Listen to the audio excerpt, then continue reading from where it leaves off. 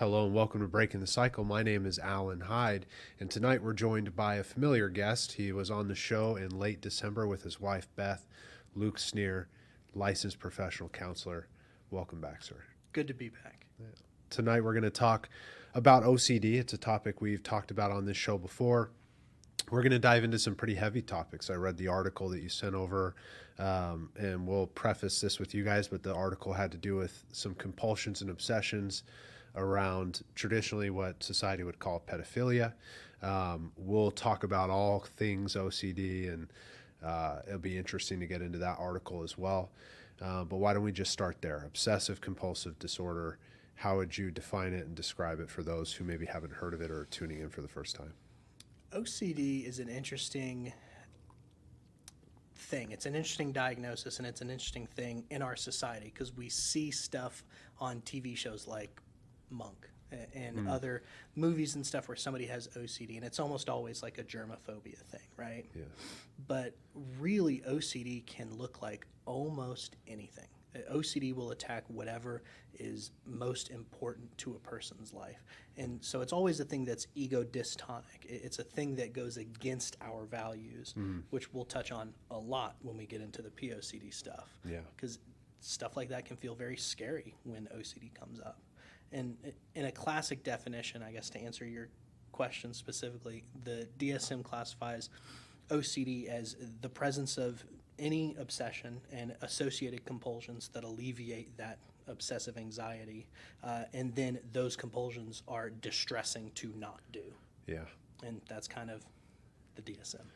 Yeah, which then is important, right? Especially in today's day and age, as you and I would talk offline, or any therapist would, of like, get in the rooms with a professional. There are time frames on these things. There are severities that we want to pay attention to. If you guys are sitting there hearing that definition and then diagnosing yourself, right? It's like, let's slow down a little bit. But absolutely, that's how I've always heard it described as well. Yeah. I like how when you were saying ego dystonic, you added in the description. I didn't even have to ask you. That's good, because as we go, we're going to be talking about a lot of really heavy terms, right? Yeah. That have a lot of definition and weight behind them. And like last time, we'll just define them as we go. For sure. Yeah. So what got you working with OCD? What brought you in that direction? A story that I tell all the time. It was my older sister. So we're both adopted. She's 11 months older than I am. And from a pretty young age, she struggled with fairly severe OCD that shifted and took on many different forms at different times, but a lot of religious scrupulosity and a lot of contamination OCD. And religious scrupulosity is another one that tends to go under-recognized in the OCD world, and that is scrupulous as in being too scrupulous towards usually a religious code. Sometimes it can just be a kind of agnostic moral code as well, but it's this obsessive worry that I may have done something wrong morally or religiously, or God hates me, or I'll definitely go to hell, and that's the obsessive thought that can get stuck. Yeah. And so growing up, watching somebody struggle with that, it definitely made it very personal to me. And as I got into more OCD specialized training, the more I fell in love with it. Yeah, I think a lot of people have that experience working with OCD, that Yeah. they find it really fulfilling, because it is, like we were talking before, how a lot of people, they'll come in for talk therapy. If they have OCD, it can entrench them. It can make the OCD worse. Yeah. Well, I've always seen and found from those who do work with it is when you find the right treatment for it, the work can happen pretty quickly. You can see some measurable growth pretty quickly. Absolutely, yes. Yeah. What I mean, other than just finding the right mode of treatment, what do you think it is about some of the interventions that are used for OCD that are so effective? I mean, the gold standard treatment, anybody will tell you, is ERP, exposure response prevention therapy. And ERP is fascinating because it flies in the face of a lot of traditional talk therapy modalities. Like, it's the most normal thing in the world to walk into a therapist's office and go, hey, I'm really stuck with this thought. I don't know, had a kid 6 months ago, and I keep having this intrusive thought that I want to drop them. Like, I'll just drop them and hurt my baby, and I'm kind of freaking out about that. And of course, as a talk therapist, we would, okay, well, let's really get into that. Yeah. Let's talk about why or why not, and do the CBT thing and really explore that and look for evidence. And what all of that does is just help that person find new and exciting compulsions to do to try and prove myself wrong. And it's interesting that typically in a session like that, the client may feel better in that moment. And then they walk out, and pretty quickly those compulsions stop working, because they always do, and OCD grows. Instead, ERP does exactly the opposite. And in a way that can feel kind of bizarre sometimes, you'll sit in front of an ERP therapist and talk about that uncertainty of, maybe you do want to drop your baby on the floor. What would that be like? What would happen if you sat with that idea and didn't have to change it and did a whole lot of radical acceptance about it, and then sit with that? And isn't that kind of an insane thing? It's a little bit, yeah. You know, I was holding a friend's baby. This was years ago. It was when I was working at the Amen clinic, so we had an office. It was on the 5th floor of this office building, and I'm holding this like newborn baby, and the thought in my head was like, oh, what if I trip and the baby goes flying off the 5th floor? You know, because we're out on this balcony, and the only thing you really can do with it, I think, like what's interesting, when I was reading the article that you had sent over too, that story is what came to mind, and I was thinking, there's only really one way through that, and that's to accept that you've had this thought. It's really dark, you know, but you didn't do it. Right? And you're not gonna do it. And I steal a story from an early mentor of mine, Dr. Charles Brady, who always uses the train example for something like that. Most of us have stood in front of a train or a subway, and you see it coming along, and your brain does that intrusive little thing where it goes, hey, you could jump. Like, you could jump in front of it. And for most of us, in an oversimplified way, that kind of hits us in that prefrontal cortex, and the logical part of our brain, where we go, that was an interesting thought. Yeah. And it can still bring us some distress based on the meaning that we assign to that, et cetera, et cetera. But in some way, what we could call a neurotypical brain sees that logically. A person with OCD, and this is one of the hallmarks of OCD, experiences that obsessive thought with the same emotional intensity as if it was actually occurring. And that's a thing that can be hard for us to wrap our minds around without having that experience. Sure. But we can imagine what it would be like to actively be falling in front of that train. That's what it's like to have the thought for a person that experiences OCD. And so having a thought and an emotional expression that powerful, why would you do anything other than take a step back from that train? Right.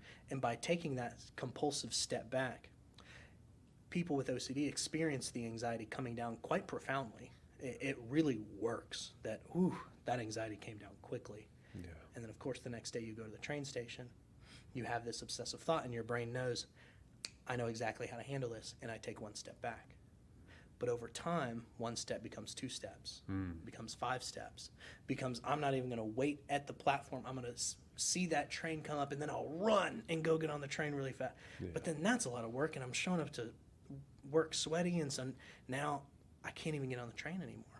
Now the thought of seeing a train in the distance makes me think that maybe I wouldn't be careful enough around trains. And so now I don't even want to think about or talk about trains. So doing ERP with this person might be just an imaginative, let's talk about trains. Let's complete some of these thoughts that pop up as flash images in your brain and practice sitting with those. It's an incredibly effective place to start. Yeah, and I know ERP eventually, with some therapists, right, can be going to certain places with certain interventions. Oh, yeah. Not always, which I think is it's a fascinating part of the discussion that unfolds for me as I sit down with professionals around OCD, because as a professional, you know, some people, like you were saying, they'll hear OCD and they just think of like the germaphobes and these kind of things. As a professional, I hear OCD and I think just like, you know, you're taking them through the interventions, like physically getting them out there, but there's so much more in between before you're ever there. For sure. And are you with your virtual work, are you focusing more on the cases where it's not out in person doing those kind of like, let's go to the train station type interventions? Oh no, those are my favorite interventions. Okay. And because we're virtual and because cell phones are what they are today, you can take me with you. Oh, interesting. I love doing ERP from your shopping cart. And I'll turn my video off so it looks like you're just on the phone. But yeah, you go do whatever the exposure is, especially if it's a kind of a social anxiety type exposure. Yeah, let's go to the mall. Go talk to random people and ask them random questions, and I'll be right here in your AirPods. And that's pretty cool. That is cool. What are some of, we don't have to out anybody that you work with, but what are some of the examples of what they're asking you to help with in those scenarios? And you know, I've been thinking about this kind of question because, all right, let me try to come up with something that's totally fake and not anybody real. And in some way, I would reference an example was a training video that we have.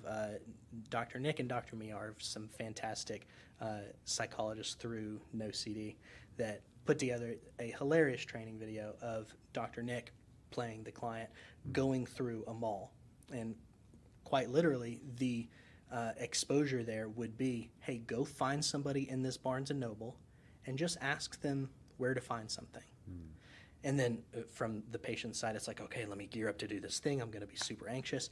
And let's do a lot of work in the response prevention of you're going to be anxious and you're not going to do anything to make that anxiety feel better, which may include don't say sorry after you ask this person something. Yeah. Oftentimes that's the obsessive worry is that I'm going to inconvenience somebody by my presence, basically. Yeah. And no, you have to unapologetically do that, be present, feel the anxiety, don't change it. Yeah. That's a hard thing to do. Yeah, that's a common compulsion, apologizing for breathing. Absolutely, yes. Yeah. I have to, with the family members of alcoholics, right, that's a common compulsion and behavior is stop apologizing for breathing. Yeah. Right? We have to be able to communicate who we are, why we're here, what we need, And I can imagine with things like OCD, those behaviors and the shame involved, right, and the self-criticism, that approaching somebody without saying sorry could be a very difficult task. Yeah, absolutely. And shame plays such a central role in many people's expression of OCD. It's a thing that absolutely gets in the way. Yeah. Well, society has so many opinions, and then when you're talking about something like OCD, and I'm sure you would agree on this because of just the premise of how we're discussing it today, it's like society has already decided what the definitions are, who's in the club, who's not. Yeah. Often it's wrong. And so there's all of that with somebody who may genuinely have a struggle, That's what I always find with a lot of like the mental health clubs that exist on the internet. Yeah. It's like the ones who are in it, maybe they have it, maybe they don't. But the ones who do have it, they're not in those clubs. They don't want to be in those clubs. They're ashamed to be in those clubs. Yep. One of our chief clinical officer at NoCD is Dr. McGrath, and he tells the great story of the problem with OCD in the media is that people are always open about their OCD. When we see them on TV, they always talk about, oh, this is my OCD, I have this thing with my OCD. And that is the biggest thing that flies in the face of reality. Because in reality, anybody experiencing OCD is very quiet about it. Yeah. They very much want to hide all of their obsessions and compulsions because it's a thing that can feel shameful, especially depending on what kind of subtype of OCD they're struggling with. Yeah. Well, which was the article that you had shared. Which brings us to POCD. Yeah. It's a fascinating discussion, one we've never had on this show. When I was just kind of testing the waters and sharing it around that was going to be the discussion, everybody came back with a very similar response, which was, that'll be very interesting, right? Because it doesn't get talked about a lot. And I was talking with someone else about, we'll get into this in just a minute, but POCD is pedophilia, obsession compulsion disorder. Yep. Someone was like, well, what if that's just sex addiction? It's like, okay, well, I gave this example. Let's see if you would think. I said, let's say an active drug dealer walks into NA, right? That would probably be very similar to like an active pedophile walking into SAA, right? Sure. These are illegal behaviors. If we're to help you, you need to stop. Sure. Right. Yeah. But all of that aside, these were some of the side discussions as I was just kind of testing the waters this week. But let's get into what it is and how others may relate to it. Sure. Because it's a heavy topic. Yeah, and it's a topic that I absolutely want to bring more awareness to because it's kind of heavy to talk about. Mm-hmm. We don't talk about it a lot. Yeah. Some of the early exposures in working with somebody with POCD is by bringing out the word pedophile to begin with, because that's one of those thoughts that they really struggle to even complete. I just have this worry that maybe I've harmed a child, maybe I've harmed my child, and that's a hard thing to put a label on. Yeah. And sitting with this uncertainty of maybe I'm a pedophile is a dark thing. Yeah. It's a hard sentence to say. Well, it makes me think about like when I'm working with addicts or even in my own personal therapy, when my therapist held up the word entitlement, I'm like, I'm not entitled, right? It's like, it stung, you know, but it's like the truth of the matter is that I was entitled, and any other person I've ever worked with in 12-step recovery is entitled, and we have to be able to put the proper names to things. Sure. But it can sting, especially when the term isn't a definition. Right. That was what was interesting about reading the article too, is like that fine line between the questions around compulsive thoughts, and, you know, kind of the obsession as to whether or not that's ever actually really a thing for that person. That's what I found fascinating with POCD. And with POCD, and this bears repeating a million times, a person that is experiencing pedophilic OCD has never harmed a child, not once, because it's a highly ego dystonic thing. It typically strikes people who have maybe had some OCD in their life, and then they have kids. Yeah. And then this kid is now the most important thing in my life. And so what does OCD do? What does OCD do? It attacks it. Yeah. That becomes the new obsession. And then everything that I do becomes filled with doubt. When I changed that diaper, did I like it? Maybe I should check my body to see if I have a reaction to this. And then that becomes the compulsion. And so harming a child or not harming a child is never the compulsion. Right. Or never the obsession. It's the worry that I may have. Yeah. It's the worry that I may want to. And that is never a thing that is an actual danger to children. Yeah.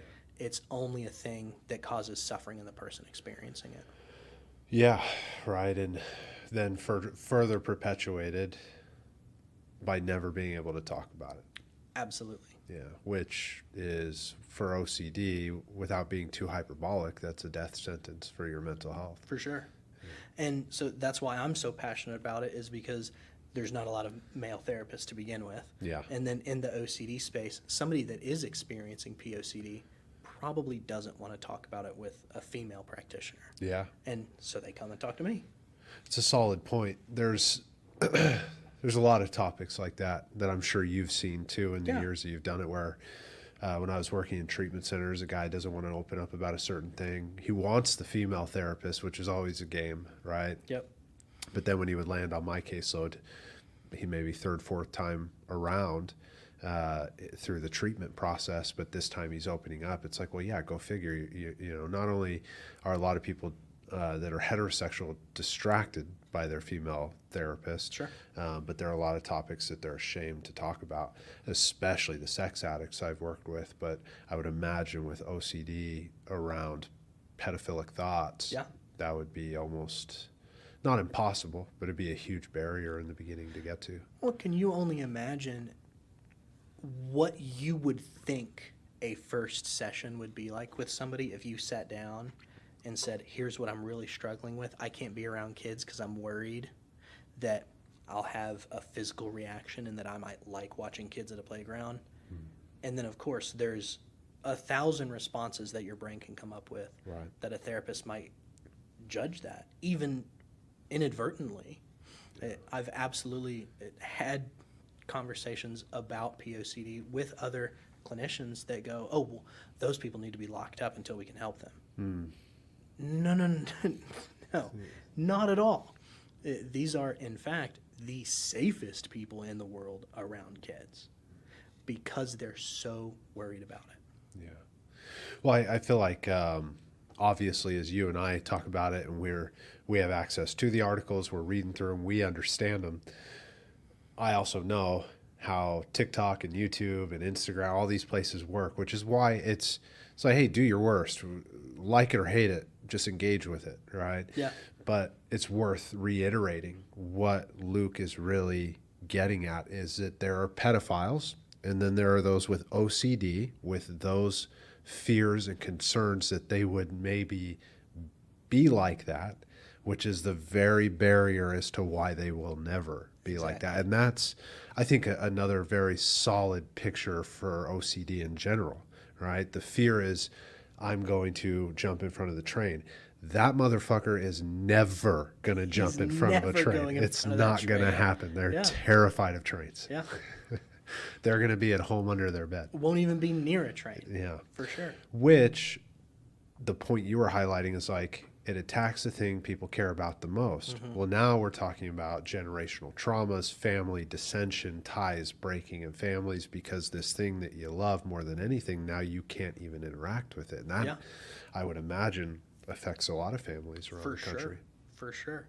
And that is the kind of evil paradox of OCD, that I'm so worried about harm potentially coming to my kids that I can't interact with my kids. Yeah. I'm so driven to be a good parent that it's actually affecting my parenting. Mm. And that's a hard thing to deal with. Yeah. And so because of that, the exposures that we do are always socially normative.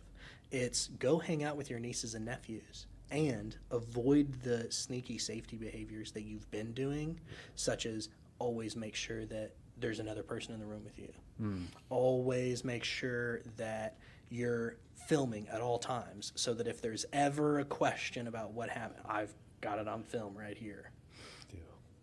Yeah. Well, it's interesting the rabbit hole of behaviors that could exist around that too, but just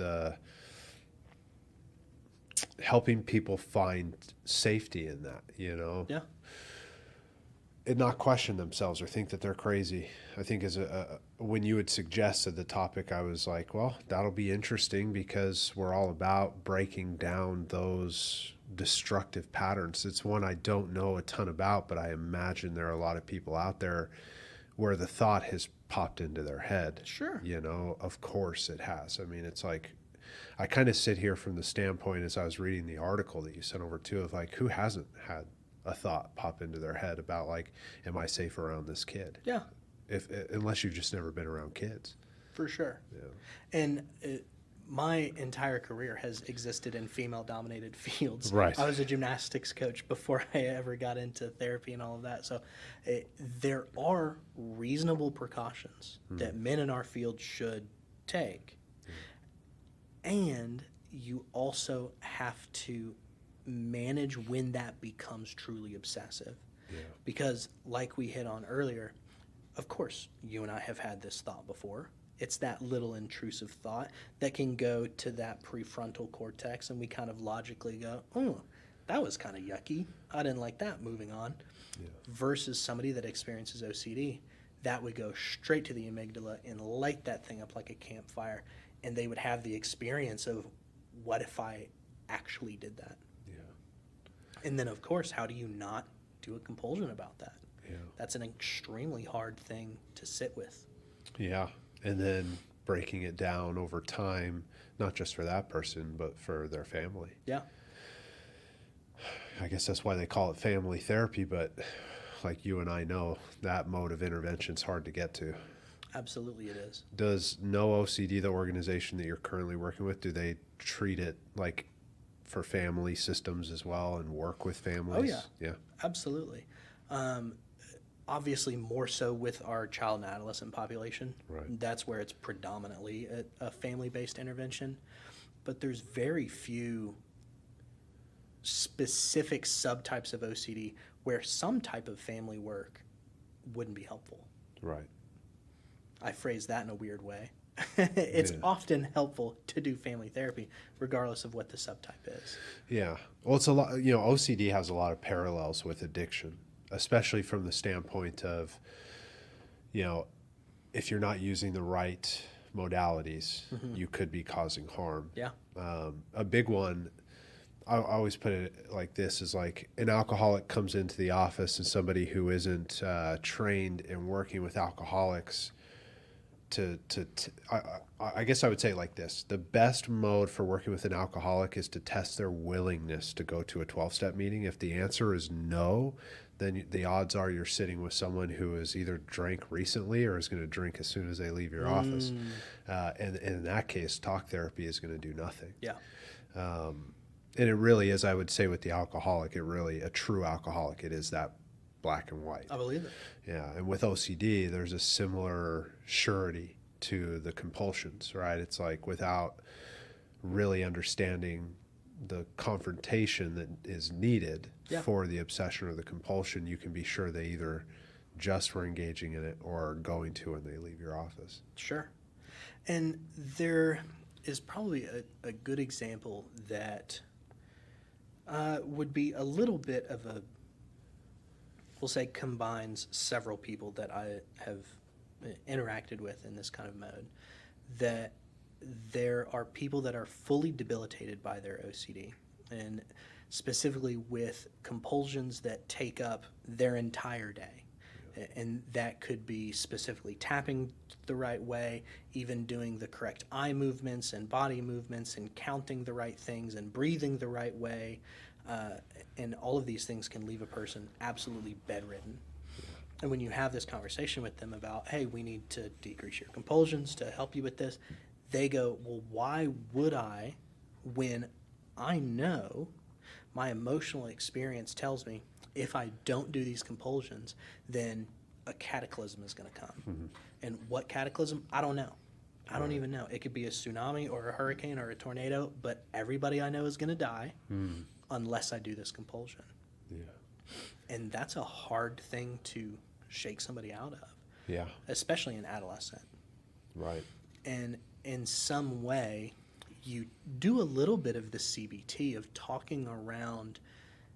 At some point, you have to do an experiment with that. You have to take a little bit of a leap of faith because, and arguably, you are suffering now. All of these compulsions serve to alleviate this future suffering, but you've been bedridden for months, potentially. Right. So you're actively suffering already. Yeah. And getting somebody to that place of readiness, it definitely isn't an impossible thing. Yeah, certainly not impossible. OCD is very treatable. I guess that's kind of the PSA in the middle of the show here, is that OCD is very treatable. Absolutely. It's also very serious, which I think also begs an important question of your take and your thoughts on, medication management and compliance. Huge. Huge. I figured as much, but let's kind of tie in some of those. Do you feel OCD benefits from like short-term medication compliance, long-term? I know like with bipolar, we're looking at long-term medication compliance. What would you say that it kind of leans more towards like the anxiety sphere of things, where you can be relatively successful with a short-term compliance in those realms with therapy? Yes. Okay. And as always, my disclaimer that I'm not a psychiatrist, but here's what I've experienced in the field. Yeah. Yes, SSRIs are the frontline medication for OCD, and they absolutely work. As in most modalities and most, anxiety, depression, doing therapy and doing medication has a compounding effect, and it's even better. The fascinating thing with SSRIs, a person with OCD typically needs more. And I say typically and really mean almost always. For somebody that would be on a typical therapeutic dose of Zoloft, for example, a therapeutic dose for anxiety and depression may be 20 milligrams. A therapeutic dose for OCD may be 40 or 60. And that's reaching the top of what is FDA approved. And that's a thing that not a lot of psychiatrists are necessarily trained on. And it's a thing that I would imagine are willing to do. Exactly. It's a thing that goes on the outer bounds of what is typical to come through their office. So a part of people's story with OCD tends to be a 10 to 15 year period of seeking services, not getting a therapist that's trained in ERP. So therapy isn't really hitting. And then they typically bounce between every SSRI they can get their hands on, never once hitting an actual therapeutic dose for OCD. Yeah. Because that's kind of how psychiatry works. The art and the science of it is to try a thing, and if it doesn't work, well, probably let's not do that harder. Yeah. Let's switch it and try something else. Yeah. But for OCD, you typically need more of it. And it's definitely effective in the short term, as effective as any SSRI can be in the short term. And it's effective in the long term, with the caveat that we typically see that good SSRI long-term effect once you've been on it for like a year or so, depending on the med. And so, yeah, they're super helpful. SSRIs are amazing. And the counterpoint to that is that benzos are bad for OCD. They're good in the short term, but ultimately it can serve very similarly to a compulsion. People that are on benzodiazepines to manage their anxieties are actually, in many ways, immune to ERP therapy because that anxiety center, something in their amygdala, isn't able to fire in a way that we can kind of build upon in ERP and doing exposures. Sure. Yeah, I would imagine it looks something like, I felt fine. Sure. Yeah, Yeah. And they might not have felt fine without the benzo. Yeah. Or fascinatingly, I'm still freaking out in this exposure. But then, as soon as we exit this exposure, it's kind of a built-in safety behavior. My brain's going to calm down. And instead, for ERP to be effective, oftentimes we need you to feel a little bit anxious for a long time to feel that slowly come down. Yeah. Yeah, well, that's the benefit of any type of exposure. It's like we had a gentleman on last week, and he was talking about it in the sense of grief and loss, that he had lost his mother, and it hit him way later. He was walking here in Fort Worth. He was walking across the street in the city, and he just felt this pain, like emotional pain. That you know when you feel something so profoundly emotional that it's physical, like whether it's hot tears or the pits in your stomach. And he was talking about this, and he said, and then it just expanded. And he said the realization afterwards was, in that expanse, he expanded to be able to handle the pain. As I'm listening to you, that's that process of exposure. Absolutely. Right? You're expanding into this pain and these new places of awareness that you can stand where everybody else is standing, waiting for the train. Yeah. Absolutely. And that's a metaphor that I use in almost every single, like, session one. Let's talk about what ERP is. And what ERP is growing your ability to sit with uncertainty. Because, in a way, uncertainty is the cure for OCD. Almost all compulsions serve to find a feeling of certainty. Whether that's definitely yes or definitely no, at least it's definitely. And sitting in uncertainty is the goal of ERP. And that's not a thing that you can just do for free. That's a skill that you have to build. Yeah. And a lot of people naturally ask the question, well, am I going to feel this anxious forever? Well, yes and no, because in a similar metaphor, what we're doing is practicing swimming. So long as you are managing your anxiety with compulsions, you're hanging onto the edge of the pool. And I can't teach you to swim if you're hanging onto the edge of the pool. Right. And by the time we're done with this, you're going to know how to swim. And so will you never be anxious again? No. Will you never be wet again? No. But you'll know how to swim in the water. And that's a metaphor that oftentimes clicks for people, and they go, okay, I can get that. Yeah. And there's some validity in throwing you into the deep end right away will never be helpful to you. Yeah. And I would definitely never judge your inability to swim in the deep end if you don't know how to swim. That's a lot of scenarios in life, right? That it's steer clear of the person who judges you when you tripped and fell into the deep end and was laughing at you because you needed help out. It's like, yeah, you had never been in there, and they don't know you well enough to know you can't swim in that deep end. Yeah. You know, and you steer clear of those situations. You'll find peace in life when you surround yourself with people who know that you're trying and know how you're trying. There's some beauty in that in life. Yeah. You know, and some anxiety reduction in that as well. For sure. When you're around the right people, especially those who can teach you how to swim. Yeah.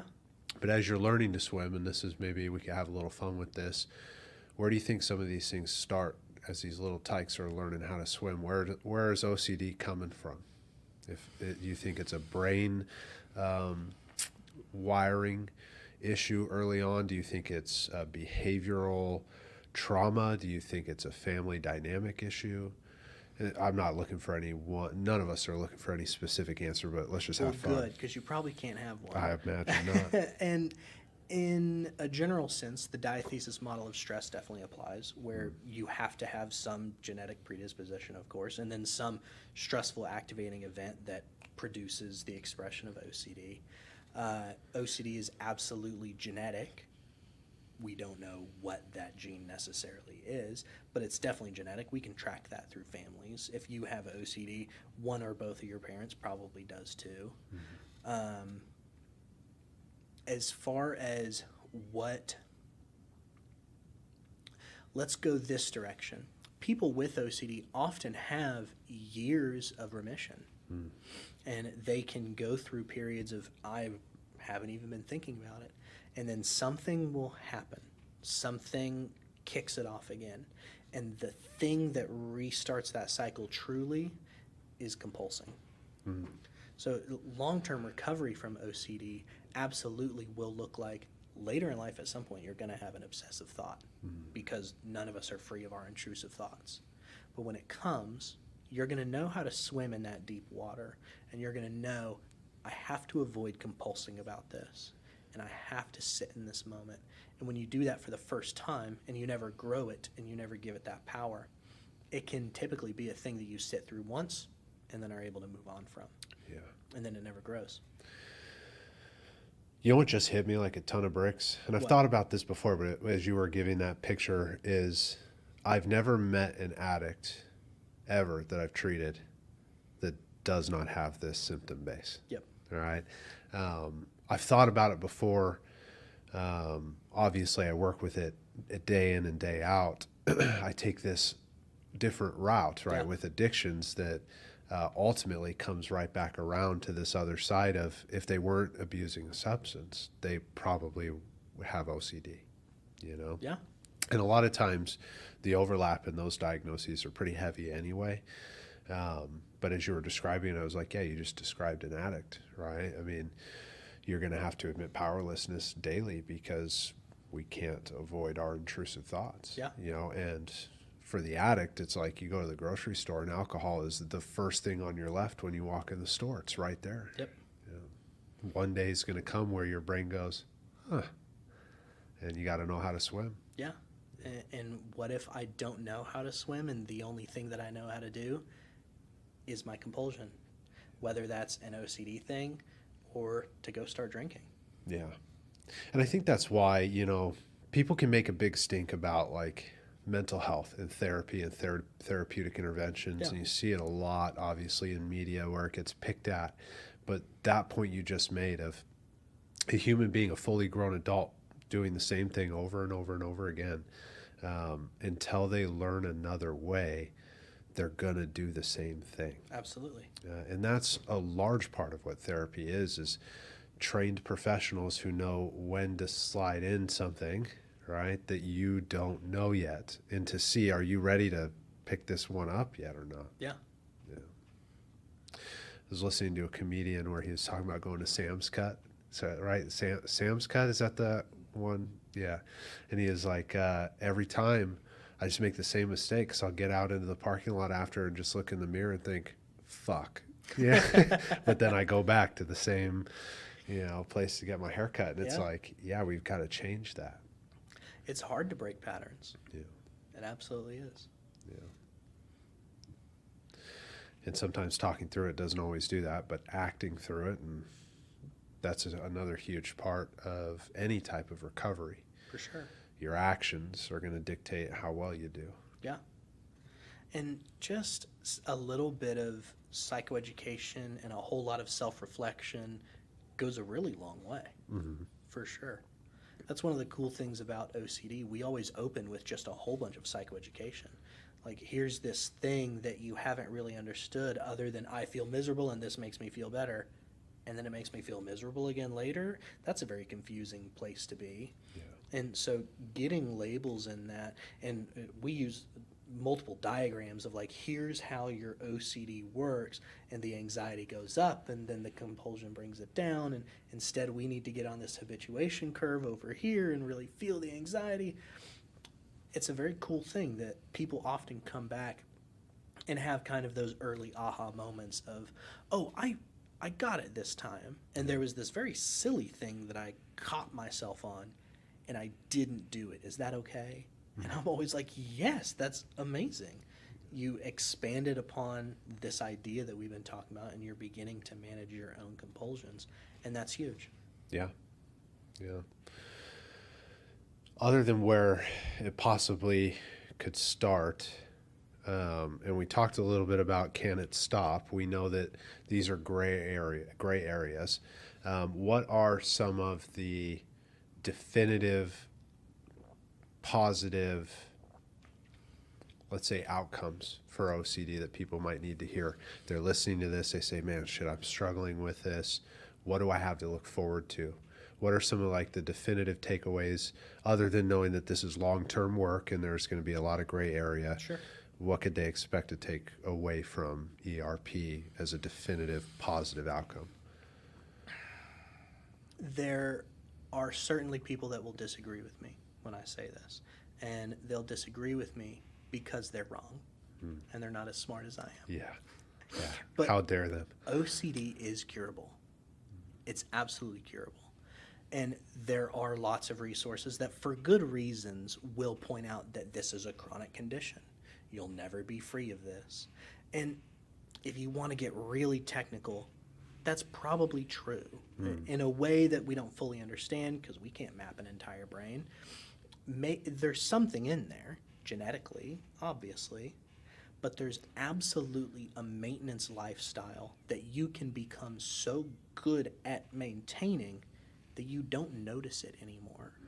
And if that's not cured, I don't know what is. Yeah. It can absolutely be cured. And a lot of the literature will point towards seeking some kind of functionality in your disorder, and instead you can have freedom. If freedom is the goal, you can have it. Yeah. And I shamelessly steal that from Dr. John Grayson. Shout out, not an ad, just a fan. Freedom over functioning, absolutely. Yeah. Well, I like that too, because I think there is a distinction that I've always seen as to why I've worked with addictions for 13 years, yet I'm sitting here as you're describing it, making just kind of a little connection in my week here. There's a difference, I think, between the types of obsessions or compulsions that don't find cures, alcohol being one of them. But our thought process, I 100% agree. You can become so good at your ability to flow with your thought process and regulate yourself while still having the thought. Yeah. Right? Or else none of us would have thoughts and none of it would work and we would all just be in here all the time. Yep. It's like if someone else can be at peace with the flow of thoughts and we can also teach what that is, then of course someone can have freedom. Yeah. Yeah. I would agree with that completely. And OCD is kind of wild in that you can have freedom, you can be cured, and it can also be so intense and debilitating that it will rob you of your life. Yeah. Yeah. Well, I think about like those who have obsessions around conspiracies, destroys their whole family and gets them isolated nice and good. Yeah. Yeah, absolutely. And like we've touched on, OCD can take on almost anything. And so it's confusing to be experiencing something that's not in the mainstream view of OCD, but relationship OCD is absolutely a thing. Obsessive worry that maybe I was inappropriate with someone, I inadvertently or forgot that I had cheated on a partner. That's all OCD. Sexual orientation OCD is a sticky one because politically you get all into some different stuff, but people get worried that maybe I'm gay. Maybe I'm secretly gay and nobody knows. Maybe I don't even know. Maybe I'll find out in 20 years and have wasted my life in a heteronormative relationship. Yeah. I have to break it to my kids and Yeah. And so with that worry, why would you not do some compulsions to try and figure that out? Either definitely yes or definitely no. Right. At least I'll know. Yeah. And almost anything. Harm OCD is one that can be hard to talk about, especially the prevalence of harm OCD towards kids or towards my own kids. Like you mentioned, that's a very common intrusive thought that we never talk about. It's fascinating to me because it's rare that I meet someone that hasn't had a thought like that, but you never hear it ever. Never talk about it. Yeah. And it's almost a party trick for me, and talking to people that, I had this thought and it was so terrible and I'm a horrible person, and I go, no, that's actually so common. I just call it spike the baby. Everybody's had it. Yeah. Everybody had a baby and went, I could just and spike the baby, because this is kind of an odd scenario that we're sometimes presented with, of just here's a baby all of a sudden, and I've never held a baby before. I've got this child that's either mine or like my niece or nephew, and now my brain's doing all these calculations of danger, and of course that intrusive thought comes up. Dropping this would be cataclysmic. Yeah. And so we play it out in our head, and for those of us lucky enough to not struggle with OCD, it's a thought that we go, didn't like that, and then move on. Yeah. But if the obsession is so powerful that it feels like it's actively happening, that's OCD. It's a good distinction. Yeah. I mean, kids will bounce anyway. They're pretty. You could do a touchdown dance around it. It'll be all right. They're pretty tough. Yeah. These are good breakdowns. You know, we do have a lot of viewers that relate to the topic of OCD. I think you shed a lot of really good light. And if there was anything I was going to hear from it tonight before I turn it over for last thoughts for you, is don't be afraid to, in the right circles with the right people, talk about whatever the obsession or compulsion is, especially if it's stealing your life. Yeah. Yeah. Absolutely. Any last thoughts that you would add on that, or anything else, and things that you would impart to our audience here? I mean, if one person sees this or is tuning in and can hear that if you are experiencing OCD, you're not broken and you're not evil and God doesn't hate you, it's OCD. That's what that is. And while that is a miserable, confusing experience, we know exactly how to help with that. And there's no shame and no judgment. If you've been working with a therapist that it feels like it hasn't been going very well, that's okay. Yeah. There's absolutely well-trained ERP therapists all over the country, especially if you want to go to nocd.com. We're everywhere. Yeah. It's, we'll make sure we put that link as well, nocd.com, when we post the YouTube video, so that individuals can find that proper treatment. And just as a therapist who isn't trained in it, it's no hard feelings. I've had OCD clients where it's not the right fit. Yeah. I'm not the guy. You know, I'm a long-term process-oriented therapist. For sure. I am not your dude if you're looking to do exposure therapy. Oh, man, I spent so long in eating disorders, and looking back, knowing what I know now, I'm like, there...